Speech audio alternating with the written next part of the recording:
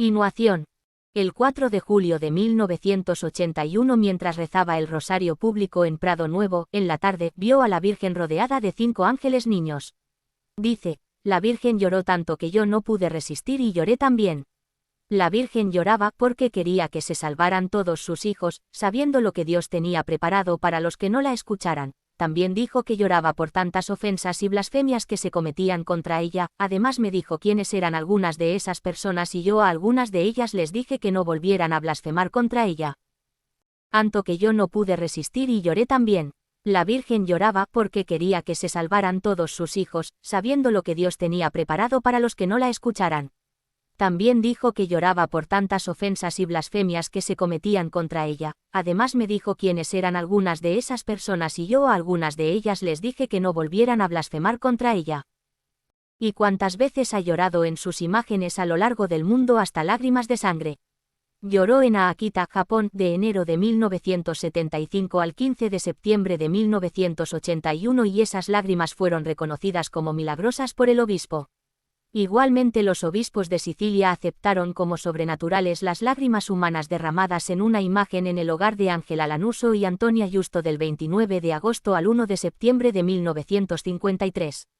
También en la casa de Julia Kim en Corea del Sur del 30 de junio de 1985 al 24 de noviembre de 1992.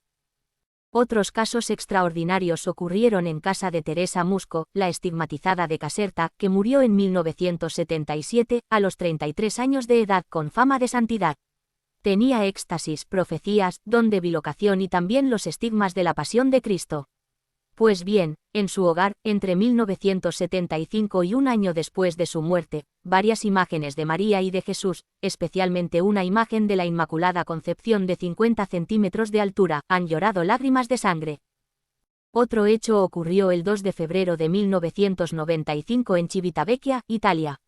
Una imagen de la Virgen, de yeso, de 42 cm, comprada en Medjugorje, ha llorado lágrimas de sangre en casa de Fabio y Ana María Gregori. El 15 de marzo lo hizo en manos del obispo del lugar, Jerónimo Grillo, que de escéptico pasó a ser defensor del milagro. Se han hecho numerosos análisis a esa sangre y el resultado ha sido ser sangre humana. Nosotros podemos preguntarnos por qué llora nuestra madre. Evidentemente, porque está triste a causa de los pecados de sus hijos. Por eso, llora también durante las apariciones en muchos lugares, sobre todo cuando habla de los castigos que pueden venir para toda la humanidad. La Virgen llora en silencio en sus imágenes para traer un mensaje callado de amor, ya que las lágrimas son el último recurso de una madre que quiere salvar a sus hijos y estos no hacen caso y siguen en sus caminos de perdición eterna. Dice el famoso teólogo italiano Gabriel Roccini en su libro sobre Teresa Musco, el mundo va hacia la ruina. Ha llegado al borde del precipicio. Para evitar que caiga, el Redentor y la Corredentora han usado todos los medios. En primer lugar, la palabra a través de muchos mensajes al mundo. Al resultar inútil este recurso, han acudido al llanto normal, y después a lágrimas de sangre. Es la llamada suprema. Esta voz tan potente invita a todos a reflexionar seriamente el alto precio de nuestra redención. ¿Cuál es el objeto de todos estos fenómenos? Lo dijo claramente la misma Virgen a Teresa Musco el 19 de agosto de 1975, los signos que vendrán y los que están ocurriendo son para la salvación de las almas. Quiero que todos lo entiendan. Mensajes de María 1. Capilla. Diles a todos, también a los sacerdotes, que deseo en este lugar una capilla en mi honor para que vengan de cualquier parte del mundo a compartir conmigo estos dolores que estoy padeciendo por toda la humanidad. Diles a todos que, cuando esté hecha la capilla, se llame Capilla de Nuestra Señora de los Dolores 80. La capilla se hizo con el permiso del Arzobispado de Madrid y con permiso provisional del Ayuntamiento de El Escorial, pero fue demolida el 30 de enero de 2020 por orden del juez. 2. Sacerdotes. Hay sacerdotes, obispos, cardenales y parte del clero que van por camino de perdición y por ello se están condenando muchas almas 81. Algunos sacerdotes, obispos y cardenales no quieren arrepentirse, están sembrando ellos mismos la semilla de la condenación. Rosario. Hija mía, diles a todos que no dejen de rezar el Santo Rosario. El rosario rezado con devoción tiene una gran fuerza. Díselo a todos, diles que comulguen los primeros sábados de mes en honor de mi corazón, que está traspasado de espinas por los dolores que me causan tantos pecadores y tantas blasfemias que están profiriendo constantemente contra mi hijo y contra mi 83. 14 de octubre de 1981. 18 de diciembre de 1981. 821 de enero de 1982. 2 de octubre de 1981. Mira, hija mía, por cada Ave María que reces del rosario, se puede salvar un alma del purgatorio. Mira qué luz desprenden las cuentas de mi rosario. Besa mi rosario. Quiero, hija mía, que la luz de tu rosario se propague por todo el mundo. El rosario será vuestra salvación. Díselo a todos mis hijos que no se acuesten sin rezar diariamente el rosario 84. El 1 de mayo de 1981 fue con su esposo, su hijo Pedro y el portero Marcos, a Cortes Albacete, a la ermita de la Virgen y, estando en la ermita, Amparo vio a la Virgen vestida de dolorosa con manto negro por encima de la cabeza, cubierta con un velo blanco y con las manos juntas delante del pecho. Al volver de Cortes, estando ya en su casa, vio de nuevo a la Virgen de la misma manera. Estaba triste y le corrían lágrimas por las mejillas. Nos dice Amparo, me miró muy triste, tenía una vela en cada mano y estaba pidiendo por la paz del mundo. Tenía una cara bellísima y aparentaba unos 19 o 20 años. Me dijo, hija mía, no dejéis de rezar el rosario. El rosario rezado con devoción tiene mucho poder. Con vuestra oración y penitencia nos ayudaréis a mi hijo y a mí a salvar muchas almas que están errantes, esperando que alguien las salve. También le dijo Jesús, como no cambien y sigan abusando de mi misericordia, el mundo se verá envuelto en una gran guerra, serán destruidas varias naciones, habrá muchas muertes, caerán nubes de fuego que abrasarán la tierra, todo esto será lo más horrible que ha sido conocido por la humanidad. Diles a todos los que no hacen caso de los mensajes de mi madre, ni de sus súplicas, que sepan que el castigo está muy cerca, que sepan también que es mi madre la que está sujetando ese castigo con sus lágrimas. 3. España. Rezad el rosario todos los días y meditad un ratito después de cada misterio, ofrecedlo por la paz del mundo, especialmente por España, porque España está a punto de ser castigada. Hija mía, rezad por la paz de España. Hijos míos, España está en un gran peligro, haced oración y penitencia. Con el Santo Rosario se puede salvar toda la humanidad. Reza mucho por España, que empezará el castigo por España. El 6 de noviembre de 1982 la Virgen se apareció con un vestido amarillo y una capa blanca. En el lado derecho de la capa llevaba el escudo del Papa. La Santísima Virgen comunicó a Amparo que el venir así vestida era para celebrar la estancia del Papa Juan Pablo II en España. 4. Rusia. En las apariciones de Fátima ya nuestra Madre hablaba de rezar por la conversión de Rusia, recalcando el gran poder del comunismo. En el Escorial nos dice, pedid mucho por la conversión de Rusia. Rusia es el azote de la humanidad. Pedid que se convierta. Ofrece tus dolores por la conversión de Rusia, hija mía. Rusia destruirá todo. Pedid que se convierta. Hija mía, date cuenta que estoy pidiendo constantemente por la conversión de Rusia. Rusia está metida en mi iglesia, en algunos de mis obispos, de mis cardenales, de mis arzobispos, y en muchos de mis sacerdotes y están destruyendo las cosas de Dios. No saben el castigo que se les avecina. Rusia es el azote de la humanidad. Pedid que se convierta. Querrá destruir con artefactos atómicos la humanidad. Con vuestras oraciones y vuestros sacrificios puede convertirse. 5. Aviso y castigo. Dios Padre va a enviar dos castigos muy grandes. Uno en forma de guerra, revoluciones y peligros revolucionarios. Y el otro enviado por el cielo. Vendrá sobre la tierra una oscuridad intensa que durará 3 días y 3 noches. Nada será visible, el aire se volverá pestilente y nocivo y dañará, aunque no exclusivamente a los enemigos de la religión. Durante los 3 días de tinieblas. La luz artificial será imposible. Solo las velas benditas arderán durante estos días. Los fieles deberán permanecer en sus casas rezando el rosario y pidiendo a Dios misericordia. Habrá 3 días de oscuridad. El sol se oscurecerá y la luna dará una luz muy tenue. Los verdaderos hijos de Dios seguirán con la oración. Serán días terribles. El mundo está al borde del precipicio. La masonería se ha metido en la iglesia. La sociedad está próxima a los más terribles castigos. Habrá muchas muertes, habrá enfermedades, habrá grandes guerras. Rezad, la oración lo puede todo, rezad mucho por la salvación de las almas, por la salvación del mundo entero. El castigo alcanzará y destruirá las 2/3 partes de la humanidad. A pesar de eso, de todos los avisos, no hacen caso, que se arrepientan, que hagan caso de los mensajes de su madre. Si los hombres no cambian y dejan de ofender a Dios, habrá manifestaciones que causarán terror a los habitantes de la tierra. Se oirán grandes sonidos en el aire, habrá toda clase de temblores, las casas volarán por los aires, muchos cuerpos volarán y la piel se desprenderá de su cuerpo. Todos los ojos lo verán y aún muchos no creerán. Así de endurecidos están los corazones de los humanos. Haced penitencia y haced oración. Acercaos a la Eucaristía, confesad vuestras culpas. Hija mía, pronto habrá un aviso. Este aviso será para toda la humanidad. Muchos, hija mía, se ríen de mis mensajes, más les valiera no haber nacido. El castigo será horrible. Se oirán grandes sonidos en el aire que causarán terror a toda la humanidad. Habrá grandes terremotos, desaparecerán grandes naciones. Quiero que se salve por lo menos la 1/3 parte de la humanidad. Hija mía, sobre este planeta Tierra se avecina un castigo muy grande como jamás ha visto la humanidad. Grandes nubes de humo y de fuego destruirán lo que los hombres han construido. Grandes terremotos también habrá, fuertes huracanes, grandes sequías. Será horrible. Bruno Cornacchiola. La Virgen Nuestra Madre se apareció a Bruno Cornacchiola y sus 3 hijos a las afueras de Roma en el lugar llamado Tre Fontane, Tres Fuentes, el 12 de abril de 1947.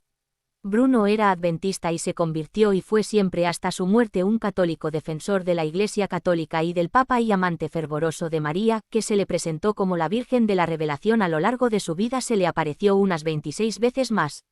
Las primeras apariciones, con su mensaje sobre la Asunción de María y pidiendo el rezo del Rosario y la oración por la conversión de los pecadores, fueron aprobadas por la Iglesia.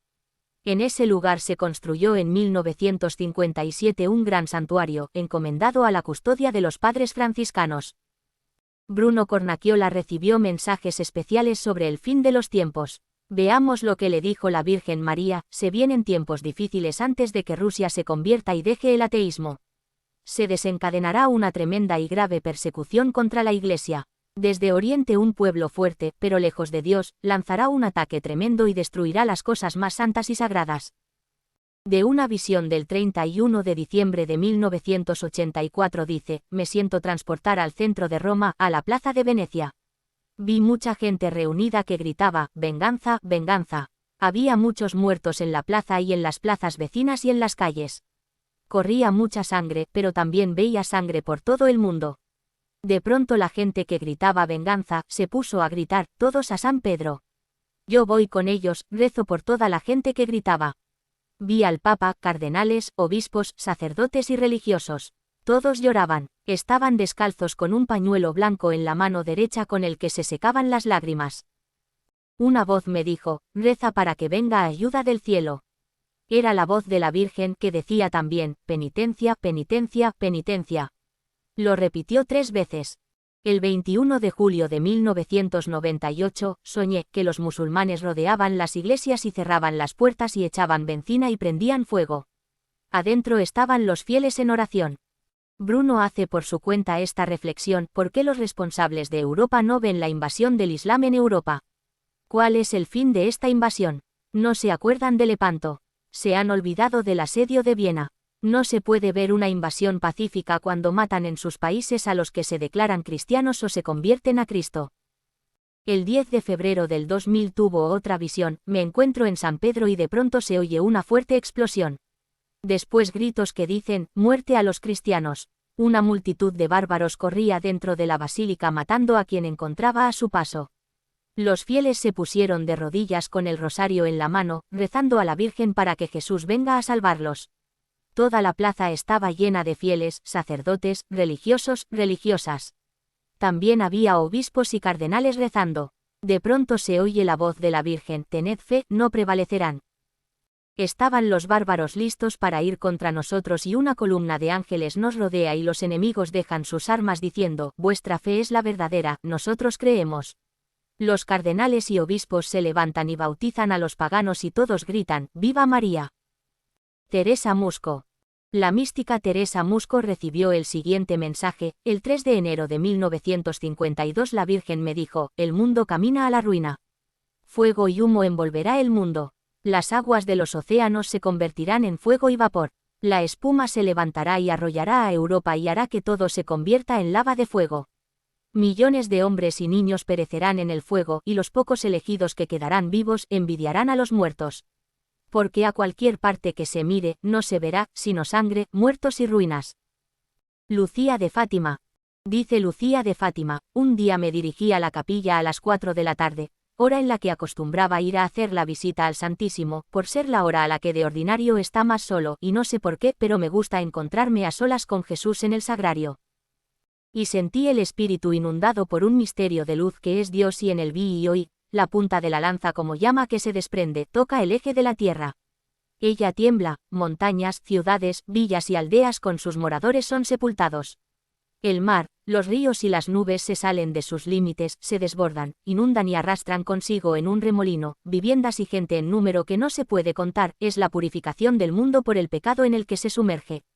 El odio y la ambición provocan la guerra destructora. Después sentí en el palpitar acelerado del corazón y en mi espíritu el eco de una voz suave que decía, en el tiempo, una sola fe, un solo bautismo, una sola iglesia, santa, católica, apostólica.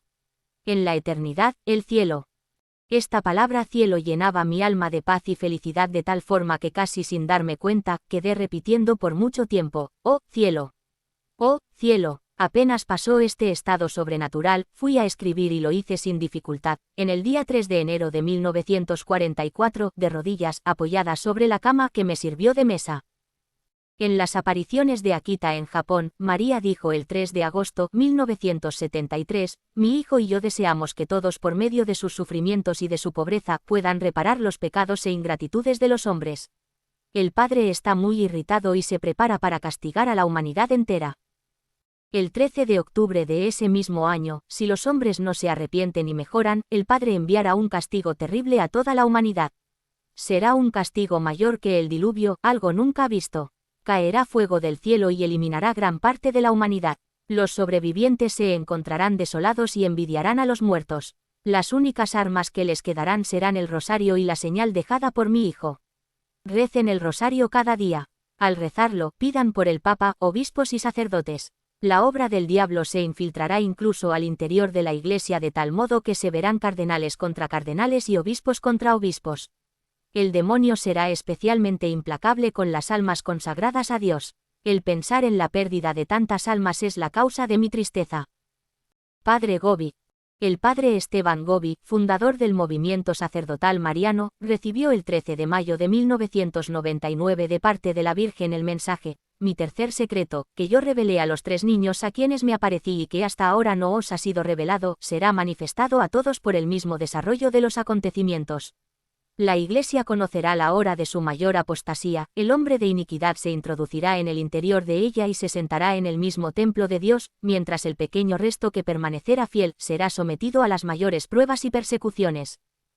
3 años después, el 15 de marzo de 1993, el padre Gobi recibió este otro mensaje de la Virgen. Mi iglesia será sacudida por el viento impetuoso de la apostasía y de la incredulidad, mientras aquel que se opone a Cristo entrará en su interior, llevando así a cumplimiento la abominación de la desolación que os ha sido predicha por la Divina Escritura.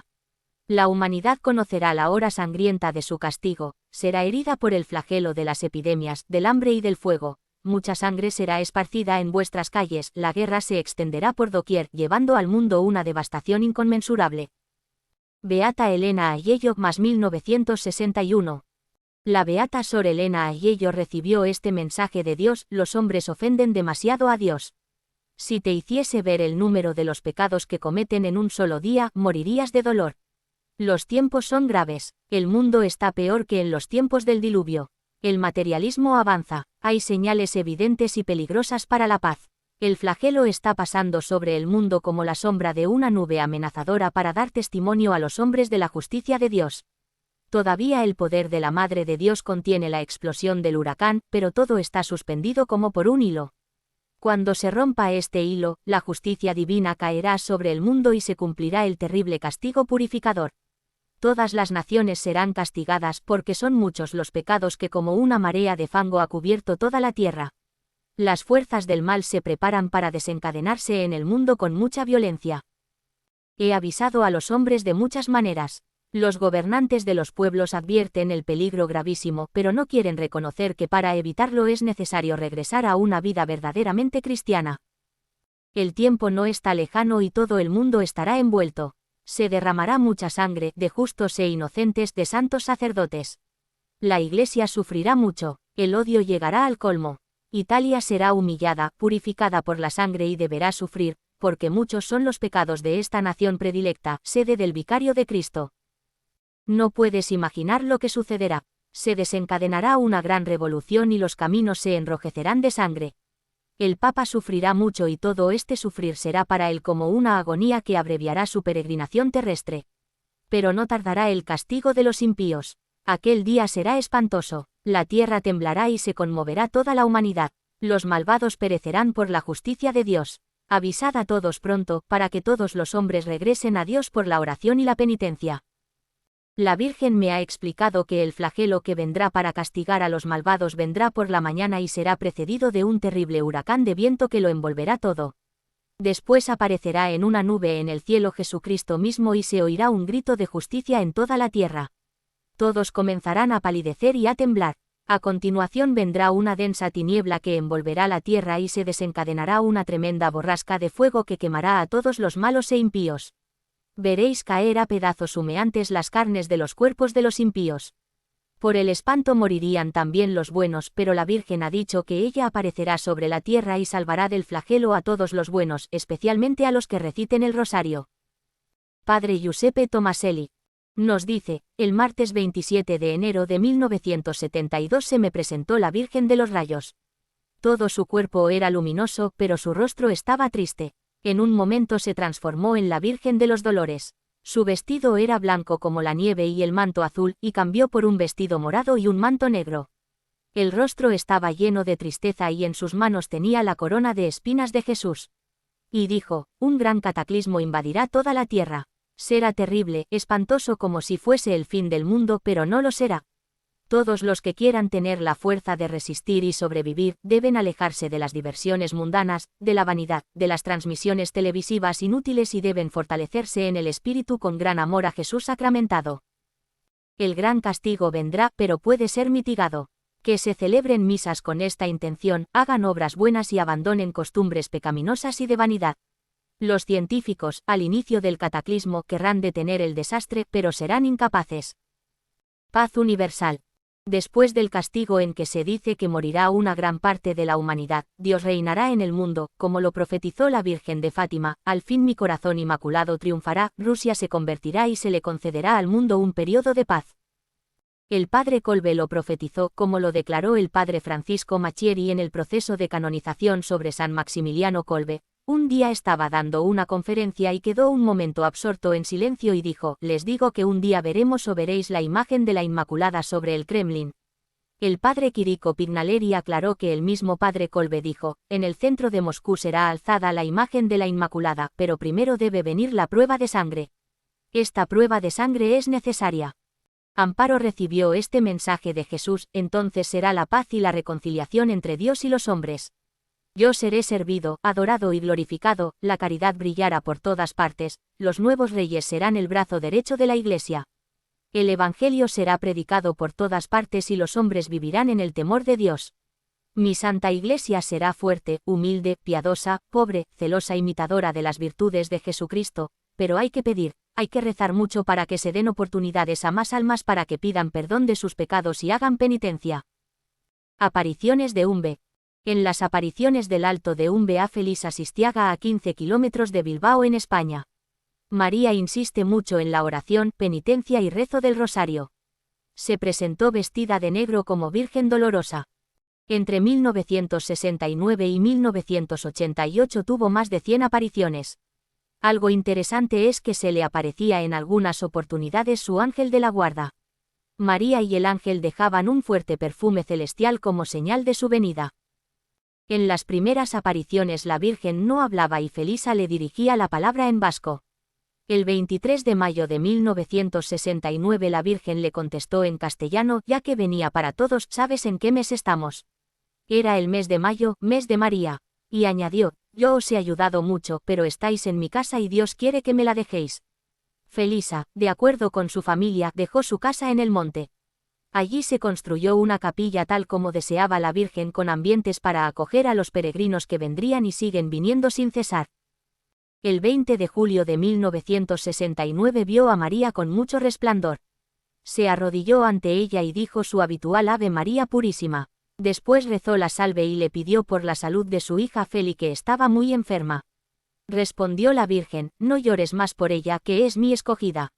El primer día que vine bajé primeramente al pozo, ubicado a unos 40 metros de la casa, y esta agua desde hoy queda bendecida para siempre y curará a los enfermos que se laven la cara y los pies.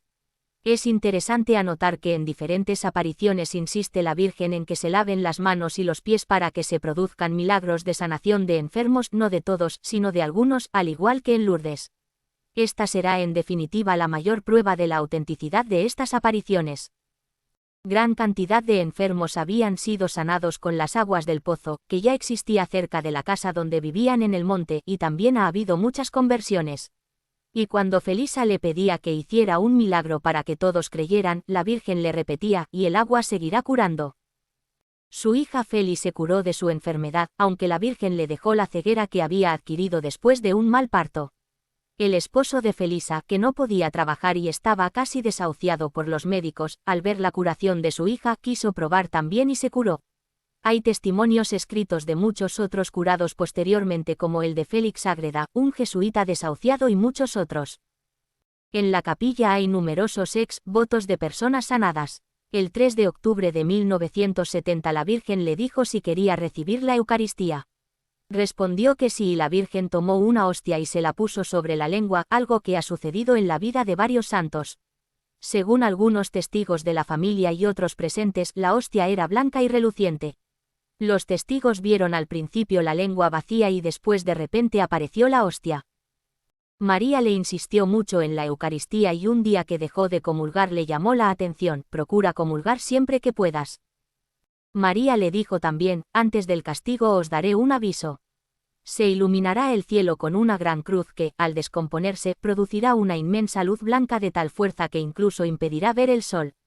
A continuación, un viento ardiente azotará toda la tierra. Morirán muchos de la impresión. Sacerdotes, obispos y cardenales han perdido la luz del Evangelio. Andan buscando a ciegas, sufren caídas y arrastran a los pueblos. Pretenden alcanzar la salvación sin Dios. El último esfuerzo del cielo será el milagro para la conversión de los pecadores.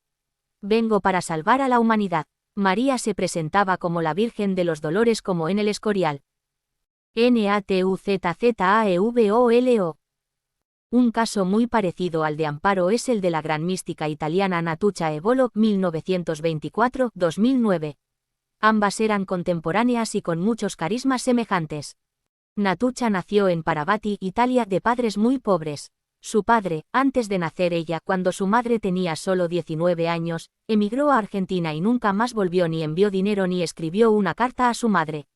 Su madre tuvo que trabajar muy duramente para salir adelante y tuvo otros 5 hijos de padre desconocido, ya que no podía casarse de nuevo por estar casada por la iglesia con el padre de Natuccia. Precisamente por tener hijos fuera de matrimonio, a sus hijos los llamaba la gente bastardos. Natuccia fue creciendo cuidada por sus abuelos maternos y desde muy pequeña, con 5 años, ya debía hacerse cargos de sus otros hermanos según iban naciendo. Pasaba mucha hambre y algunos vecinos recuerdan haberla visto a la puerta del horno de pan del pueblo, a veces con frío, a ver si el dueño le regalaba algo del pan sobrado del día anterior. Pero desde muy pequeña fue agraciada con la visita del niño Jesús, que jugaba con ella y sus hermanitos. Cuando tenía 10 años, a su madre la llevaron a la cárcel por haber robado un gallo. Al estar su madre en la cárcel, la propietaria de la casa alquilada donde vivían echó a Natuccia y a sus hermanitos a la calle. Se refugiaron en la parte exterior de un edificio del centro del pueblo.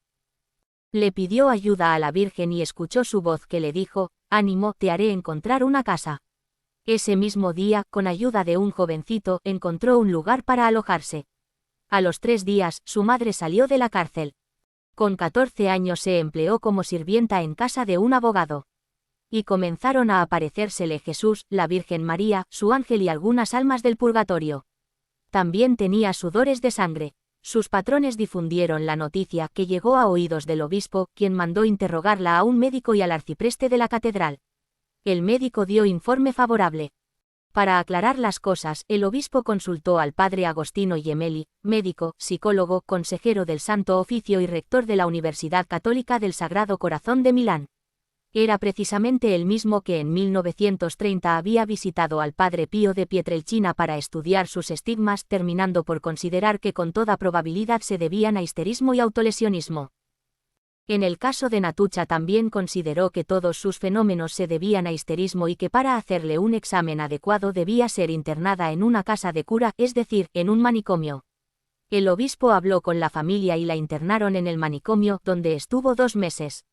El director del manicomio la consideró loca e histérica y consideró que lo que necesitaba era casarse para superar sus problemas. Ella quería ser religiosa como las religiosas que cuidaban a los enfermos del manicomio, pero no la aceptaban porque era analfabeta y, aunque la querían mucho, creían que estaba enferma.